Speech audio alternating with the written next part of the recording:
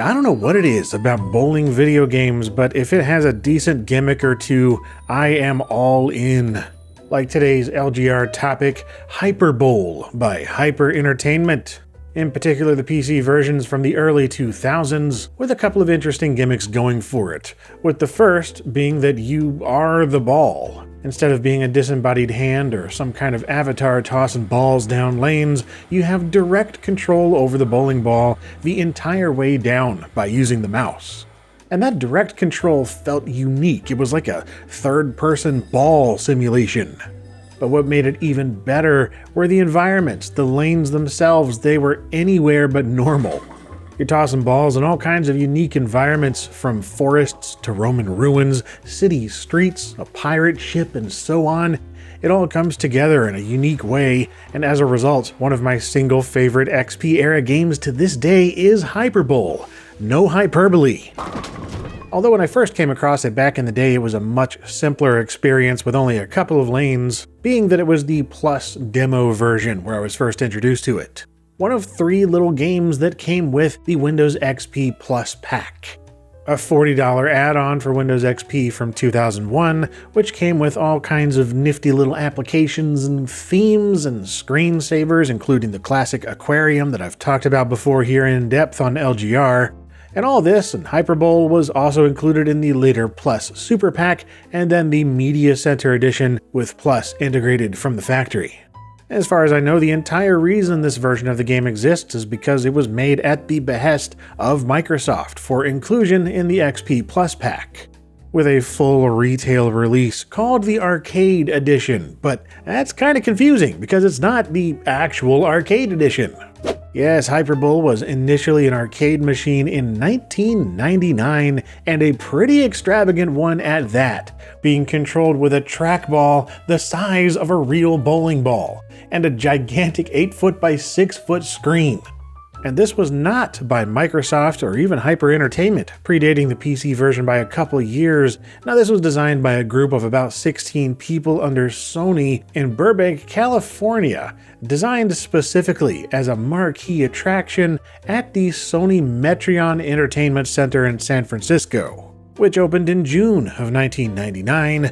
And was the first of what Sony proposed as a chain of urban entertainment centers. Basically a mix of theme park and a mall and a big Sony branding opportunity, as well as being home to the one and only PlayStation Store. Yeah, the Metreon is still around in some form, but a lot of it went away, including the PlayStation Store closing in 2009. Check out the video all about that on the Wrestling with Gaming channel. But yeah, as for Hyper Bowl, it really was specifically made for the Metreon in San Francisco, hence having the San Francisco bowling lane featured prominently, where you're steering the ball through streetcars and up and down its famous hills, with the Rome and Pirate Ship alleys being the other 2 original lanes it came with. And man, what an extravagant setup this would have been. I really wish I could have had a chance to visit somehow, but unfortunately never did. Just have the video footage and old articles to go off of here.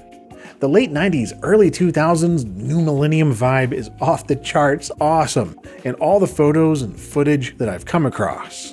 In particular, the place where the big attraction setup was for Hyper Bowl, which was inside of an area they called the Airtight Garage, aesthetically based on the art and comics of Mobius. At least for the first couple of years. Apparently it was renamed Portal 1 before too long. But yeah, back then Hyper Bowl was one of 3 different games featured, all developed by largely the same Sony group, as far as I know. But of that trio, it turned out to be Sony's Hyper Bowl that was the standout success with crowds, even though it cost $6 per game in 1999. Though apparently it was surrounded by a bar, particularly popular with adults on nights and weekends, so that might explain a bit of its success, but either way, Hyper Bowl was reportedly running at 70% capacity pretty much all the time, even a year later, with representatives saying that no other arcade game on the planet does those kind of numbers.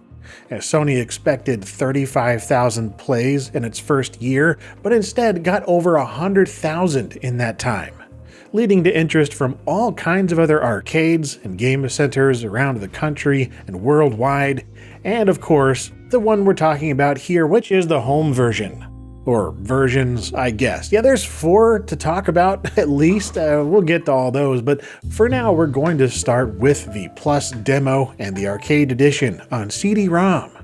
The latter of which is surprisingly hard to come by, considering it seems to have sold pretty well, and I've only ever seen this jewel case edition, never a box. And you don't get much inside at all. Just this little thing on the back with some basic controls, some images of the 6 available lanes, and this part in the middle that folds out showing some installation and EULA and tech support stuff. Yeah, whatever. Let's start with the installation, and unfortunately, that's a bit more complicated than the jewel case write-up implies. Because if you play this on any system beyond Windows XP SP3, it will install, but it will not play. Now, there was a hotfix released to get it working with XP Service Pack 3. That'll get you going, as long as you have an original CD, because it also has some annoying DRM called CD cops. But then once you get past that, you're okay. At least on this operating system. It will not work on anything beyond Windows Vista, even with the patch, far as I can tell. And the moment the Arcade Edition starts up, an immediate difference is noticed between this and the Arcade Edition, the actual arcade. But also a difference from the Plus Pack version, where you had this opening area that lets you get used to the feel of the controls and the bowling ball, letting you navigate around and choose which of the lanes you want to play. I don't know why they got rid of this in the home arcade edition, or at least this version of it, but they did, and instead you have to press left and right on the keyboard to select lanes that way, instead of steering your ball through different openings. But at least here on the full version, you do have 6 different lanes or levels to choose from, with the classic being the most classic. It's just a straightforward bowling lane, gutters on the sides, nothing notable happening at all except for the eerie ambience in the background and overall space-like environment in lieu of a typical looking bowling alley. And yeah, it's bowling. You try to knock down 10 pins, and if you do it all at once, it's a strike. Try to get the high score. You know the drill.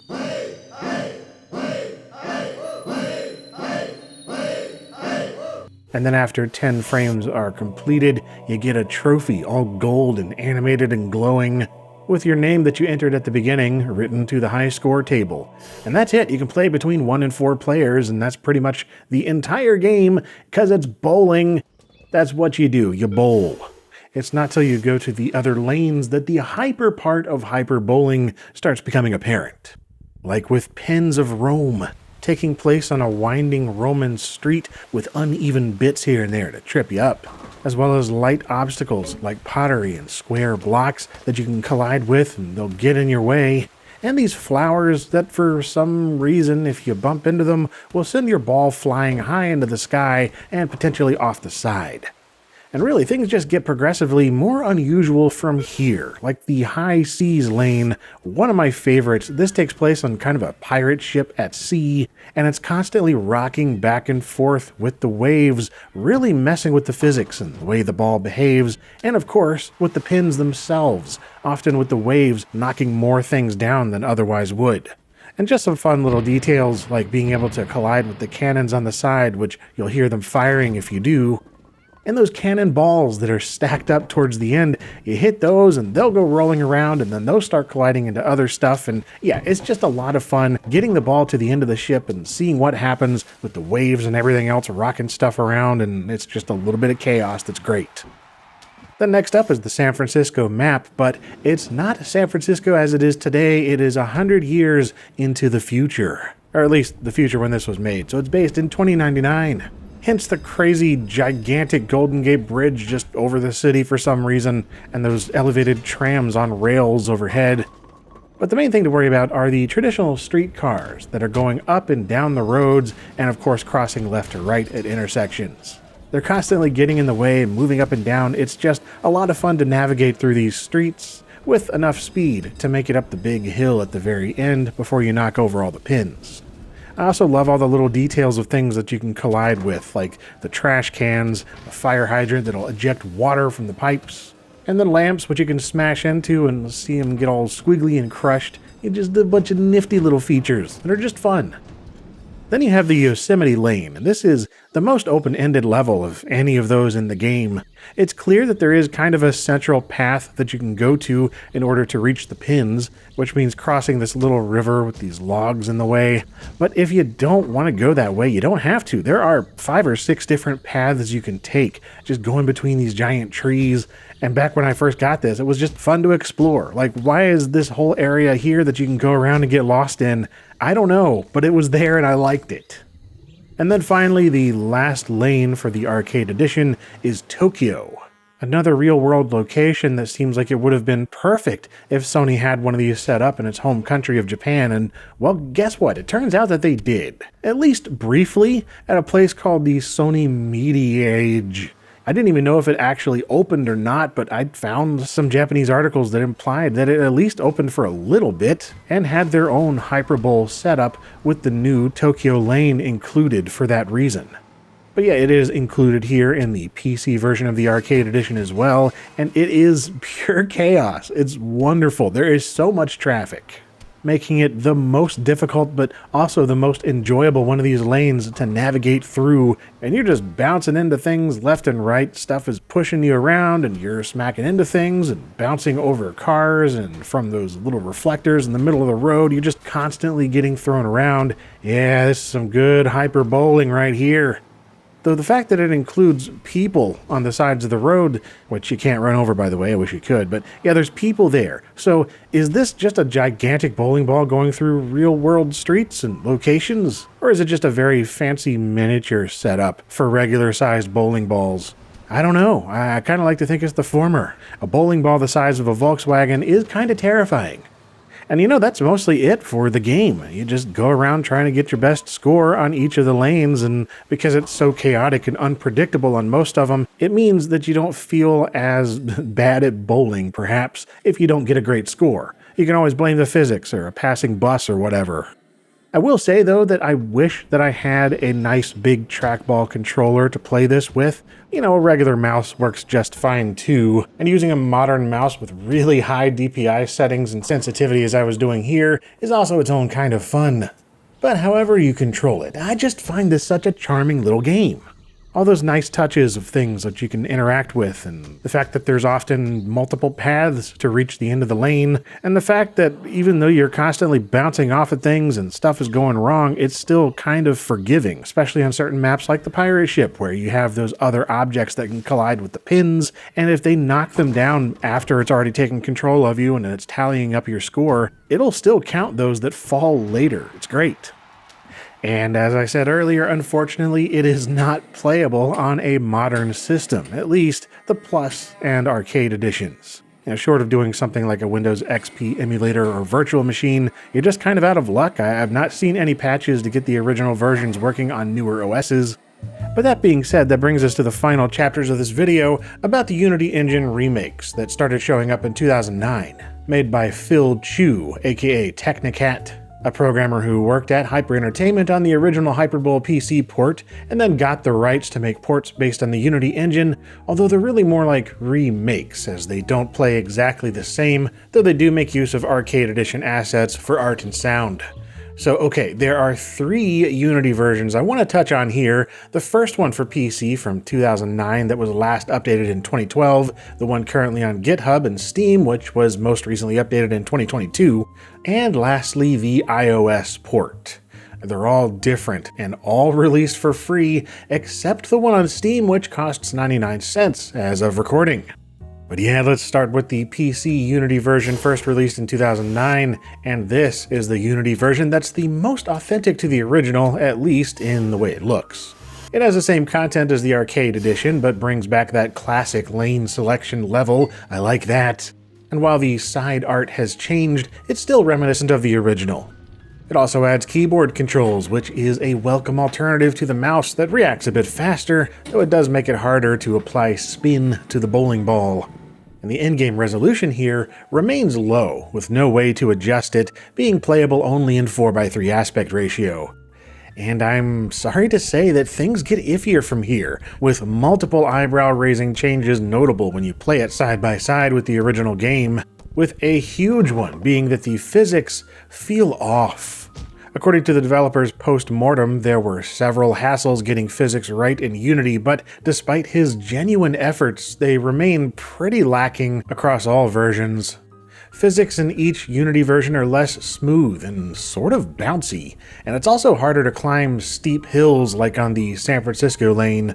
And all the objects and hazards, when you collide with them, they don't react as much or as freely as before, and hitting the pins themselves feels sluggish, taking more effort to completely knock them down. There's also just less happening overall, like on the pirate ship, you can no longer interact with the cannons, and those cannon balls at the end have disappeared entirely. These Unity versions also don't count the pins that fall a little bit later, so there's not as much leeway for scoring when the ball continues rolling around and knocking over pins. There's also less in terms of vehicular obstacles in the Tokyo and San Francisco lanes. It's just no longer as chaotic with less cross-traffic. And you can no longer bounce over cars, you just kinda smack into them. And making it all worse is the camera angle. It's not unplayable, but it's less than ideal. The camera is too far down, covering up a bit too much of the lane and making things slightly harder to see. Although you do get one new map, a lane that takes place on kind of a downhill skiing area with picnic tables and jumps and stuff. I don't know, it's fine, but compared to the original lanes, yeah, it's missing that special hyper sauce that made it so charming and replayable for all these years. But that's the older Unity version. There's also the latest one from 2022 for Windows, Mac OS, Linux, and Android. And unfortunately, this is disappointing as well, but in different ways. For instance, while it now supports high-resolution widescreen displays, the new side art filling in the screen is super bland to look at. And even though it supports different resolutions, it does not account for actual portrait mode displays, so you're stuck with that bland side art no matter what. Also, it's with this version in particular that I noted how each of the Unity versions have graphical and aesthetic changes that I'd argue are for the worse. Like, check out these comparisons. Many textures don't quite look right. They're often blurrier or darker or both, and some of those darker bits seem to be due to the dynamic lighting and shadows being used, which, yeah, they're nice to have, but it messes with the art style and makes everything look less vibrant, a little bit darker and less saturated. Not to mention missing some ambient lighting effects that gave the original its distinct early 2000s character. The vibrancy is overall so reduced that these Unity versions feel kinda lifeless, which is just too bad.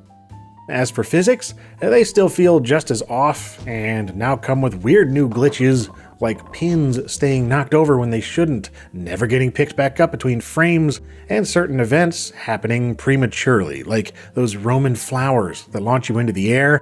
Yeah, now they explode at the start every single time, messing up stones and other objects before you even get a chance to put the ball down the lane.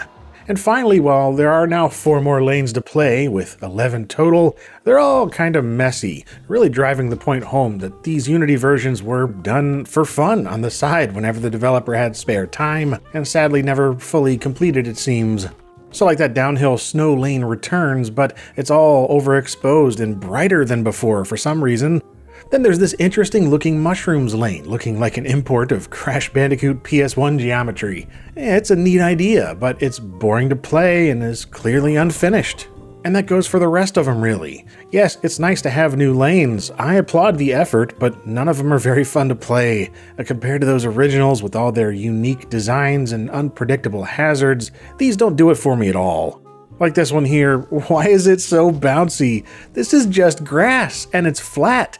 I don't know if it's the fault of this particular lane or just the physics in general.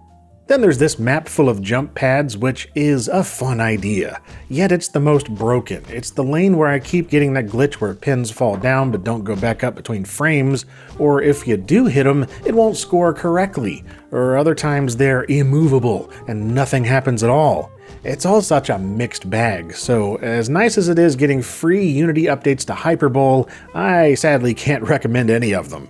Except maybe the iOS version, which is currently still available for free on the App Store, and it actually plays pretty well with touch. along with proper portrait mode support, which makes sense. That was the game's original orientation to begin with, and it's ideal for phones and tablets. This is also the only version where you can choose custom ball textures. Just pick any picture you have saved on your iOS device and it'll map that to your bowling ball. It's a great little feature. I don't know why this and portrait mode aren't available on any of the PC ones. And yes, the physics are still a bit wonky and most of the drawbacks are still there, but overall, of the modern Unity versions, the iOS one is the one I'd recommend. Well, anyway, that really is all for Hyperbowl. At least for this point in time, I really do wish that maybe someone comes out with a patch for the originals, because the Unity ones are just so iffy in comparison. Really, my ideal version would be the full edition of the Plus Pack game or the Arcade Edition CD-ROM, just with a fix for operating systems that are Vista or beyond, and higher resolution support. And that's really about it. That's all I need. The original games, the way they work and the features in them is just better.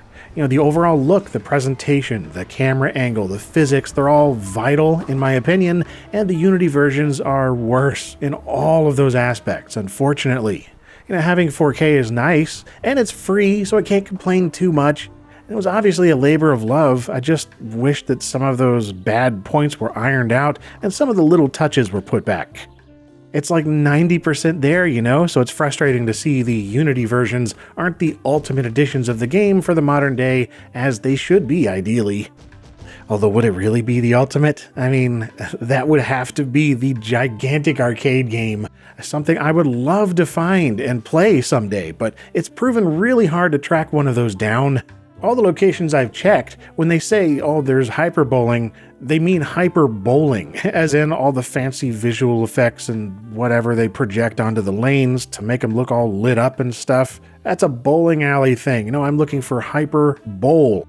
If anybody knows if those are out there, please let me know a location where I can go and play it. I will travel out there and make a follow-up blurb or something. But yeah, that's pretty much it for this video. I hope that you enjoyed seeing a little bit of Hyperbowl history and its tie-in to Sony and all that. And let me know if you ever played it and what you thought of it, or maybe whatever your other favorite game was from the Plus packs. And I hope you stick around for future LGR things, new and old, as they are constantly in the works. And as always, thanks for watching.